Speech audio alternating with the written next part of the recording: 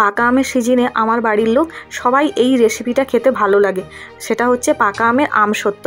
কীভাবে বানিয়েছি চলুন। আমার এই আমসত্ত্বের ভিডিওটা দেখার জন্য আমার চ্যানেলটাকে লাইক আর সাবস্ক্রাইব করে পাশে থাকা বেল আইকনটি টিপে কমেন্ট করে দেবেন আর শেয়ার করে দেবেন। চলুন আপনাদেরকে দেখাচ্ছি পাকা আমের আমসত্ত্বটা কীভাবে বানিয়েছি।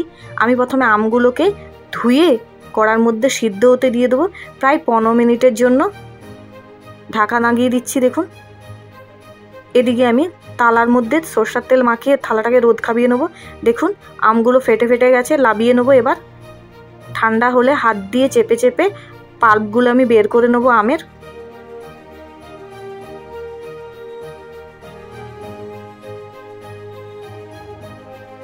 দেখুন এইভাবে হাত দিয়ে আমি আমের পাল্পগুলো বের করে নিচ্ছি। সবগুলো বের করা হয়ে গেলে আমি ভালো করে ছেঁকে নেবো যাতে না পাল্পের মধ্যে কোনো রুয়া থেকে যায়। এইবারে আমি ছেঁকে কড়ার মধ্যে দিয়ে দিচ্ছি। দেখুন খুব সুন্দরভাবে ফুটে উঠেছে। এবার এর মধ্যে আমি পরিমাণ মতো চিনি দিলাম, আপনারা যেরকম মিষ্টি খাবেন সেরকম দেবেন। অল্প পরিমাণে লবণ দিলাম টেস্ট হওয়ার জন্য। এইভাবে ফুটে ফুটে যখন পাল্পটা মোটা হয়ে যাবে তখন আমি নামিয়ে নেব। এবার আমি থালার মধ্যে পাল্পটা দিয়ে দিচ্ছি, দিয়ে ভালো করে খুন্তির সাহায্যে মিলে দেবো। এটাকে প্রায় আমি 1 সপ্তাহ রোদ খাওয়াবো।